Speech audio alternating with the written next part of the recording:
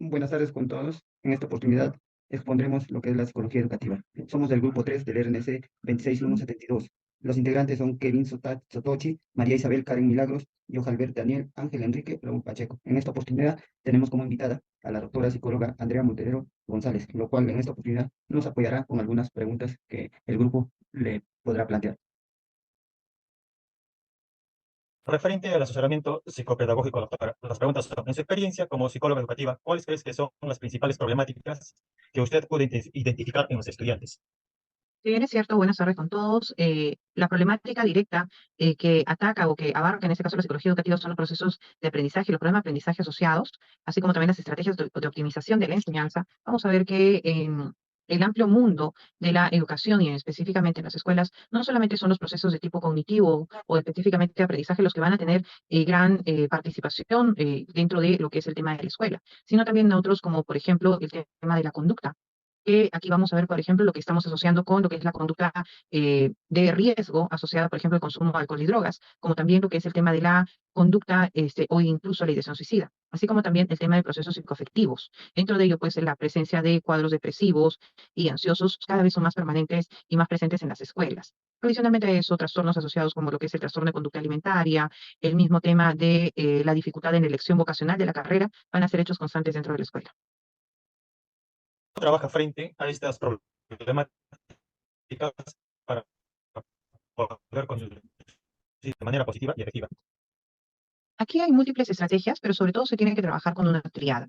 ¿Qué es la triada? La triada en este caso son los agentes participativos, como es el tema de la escuela, la familia y en este caso el estudiante. Para nosotros abordar cualquier tipo de circunstancia o situación que necesite un abordaje de tipo psicológico a nivel educativo, es necesario contar con la participación de los padres de familia, pero también del equipo multidisciplinario en las instituciones educativas. Dígase de esto si es que se tienen profesionales en salud y si es que no, caso contrario, los mismos agentes participativos como auxiliares y maestros y sobre todo los tutores son los principales llamados para poder hacer este tipo de intervención. Cuando hablamos de poder trabajar estas problemáticas de manera positiva y efectiva, pues tenemos que trabajar en conjunto.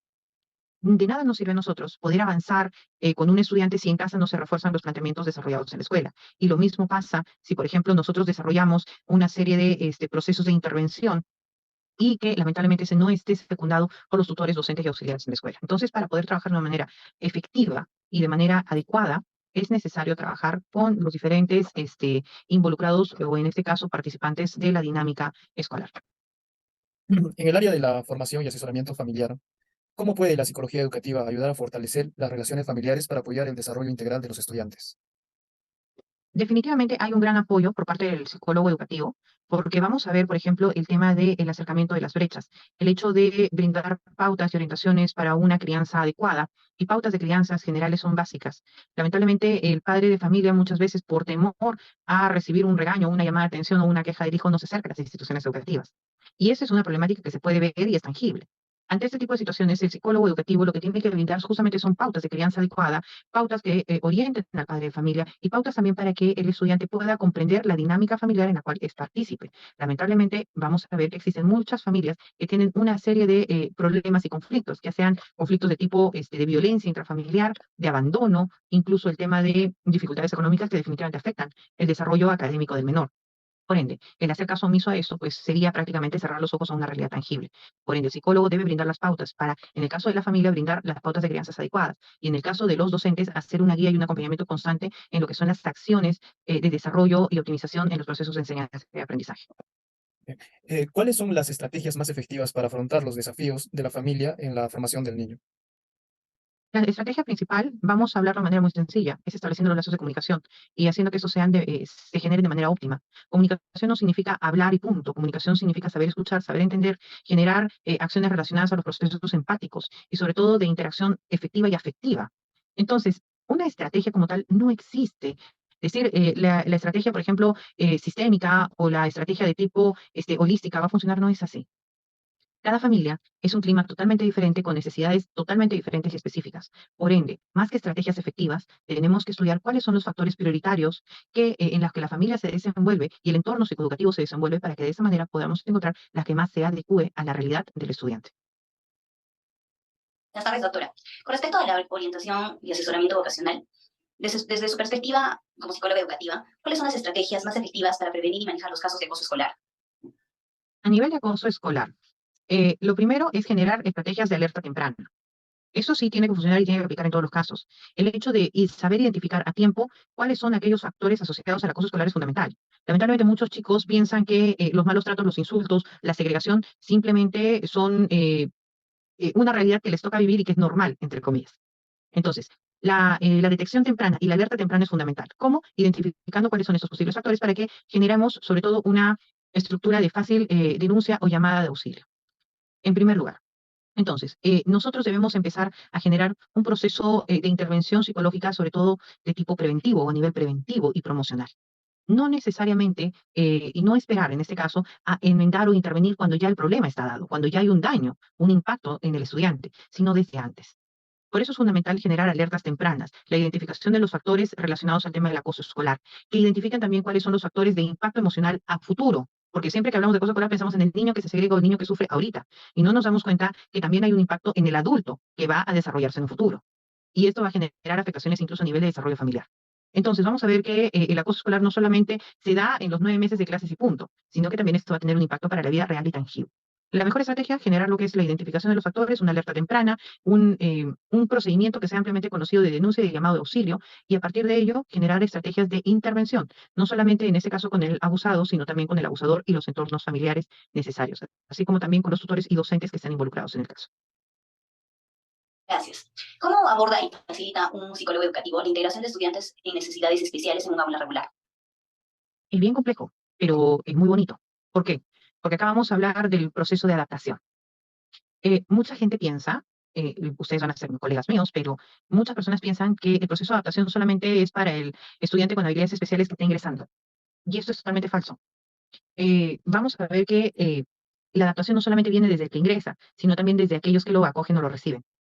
Generar un proceso adaptativo bilateral es sumamente necesario. En este caso, a los estudiantes que están en educación básica regular, capacitándolos y orientándolos en cuanto a cuál es el perfil del estudiante con necesidades especiales que va a integrarse a este ecosistema que es propio de ellos, pero que es necesario también que ellos tomen conciencia y generen este proceso adaptativo. De igual manera, sí, en este ecosistema, generar normas y pautas generales. Eso es fundamental. Buenas tardes. Mis preguntas corresponden a la acción tutorial y la orientación educativa. Doctora, bueno, ¿en qué contribuye la relación entre la relación tutorial y la orientación educativa? La acción tutorial y la orientación educativa tienen mucho que ver y sí tienen y guardan gran relación. Sobre todo cuando hablamos de la acción tutorial, vamos a hablar del seguimiento y el acompañamiento al estudiante. ¿Ok?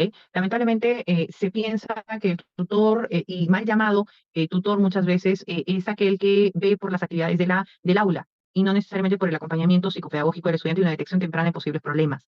Por ende, cuando hablamos de acción tutorial y orientación educativa, están muy relacionados porque de alguna manera estos actores van a desarrollar una alerta temprana de intervención, en ese caso para optimizar y reducir el riesgo, por ejemplo, de deserción académica, un bajo nivel de desempeño académico, las malas notas e incluso la repitencia. Entonces, cuando nosotros hablamos en este caso de lo que es la acción tutorial, hablamos eminentemente de la intervención por parte de los tutores y acompañantes. Y a nivel de la orientación educativa, vamos a hablar de los procesos de optimización para garantizar de esta manera un aprendizaje, pero sobre todo un aprendizaje que tenga significancia para el estudiante. Gracias. La segunda pregunta es, ¿qué características tiene la tutoría y la orientación educativa? La principal característica es que tiene que ser bueno, son dos factores que son acompañantes y orientadores. Esto es fundamental. Si nosotros vamos a hablar en ese caso de estos dos factores, van a brindar acompañamiento a los estudiantes. Van a tener que llevar y van a tener que favorecer el proceso adaptativo del estudiante y de optimización del aprendizaje. Y por otro lado, también una de las grandes características es que generan una serie de estrategias de alerta temprana para un posible problema o dificultad a nivel de lo que es el tema del aprendizaje y el desenvolvimiento académico. Muchas gracias. Doctora Andrea, buenas tardes. Con respecto a lo que es la intervención socioeducativa, ¿cuáles son los objetivos de la intervención socioeducativa? El principal es en la integración. En este caso, vamos a integrar todos los agentes involucrados dentro de lo que vendríamos a hablar de la escuela o de la familia educativa. Aquí hablamos entonces de la familia del estudiante, los docentes, tutores y auxiliares, los psicólogos, asistentes sociales, dependiendo de la institución educativa y demás especialistas, en el servicio de la atención del estudiante. Los objetivos de la intervención psicoeducativa es garantizar, sobre todas las cosas, garantizar una adecuada contención y acompañamiento para la optimización de las capacidades del estudiante, o en este caso, la intervención en base a lo que es ya los modelos, dependiendo de cada profesional, la optimización y reducción de los factores de riesgo o dificultades que puede estar atravesando este estudiante. Bueno, y como última pregunta, sería, ¿qué modelos de intervención socioeducativa aplica usted? Sobre todo el modelo sistémico, ¿no? El desarrollar el modelo sistémico es fundamental, sobre todo porque hablamos de un modelo eminentemente integrativo. Para nosotros poder trabajar, tenemos que entender una cosa. Si hablamos de modelos de intervención, el modelo sistémico es el que más se va a ir adecuando. No es el único, ojo, y muchas veces nos va a tocar también virar de dirección, dependiendo mucho también de las características y necesidades de cada caso. ¿Sí? Pero por lo general, el integrativo sistémico es de mucha utilidad en la mayoría de los casos, al menos de las escuelas peruanas en la actualidad. Doctora Andrea, fue un gusto conocerla. Queremos agradecerle por su tiempo y por la oportunidad de habernos brindado de poder realizar la entrevista con usted. Y esperamos volver a reunirnos pronto. Gracias. Listo, muchas gracias y un abrazo a todos, mucha suerte y sobre todo la psicología educativa es muy bonita, sobre todo porque es la primera mano de alcance que tiene un adolescente, un niño, incluso antes de llegar a los consultorios clínicos. Por ende, es sumamente importante la capacitación y sobre todo la temprana intervención en los estudiantes. Muchísimas gracias y un abrazo a todos.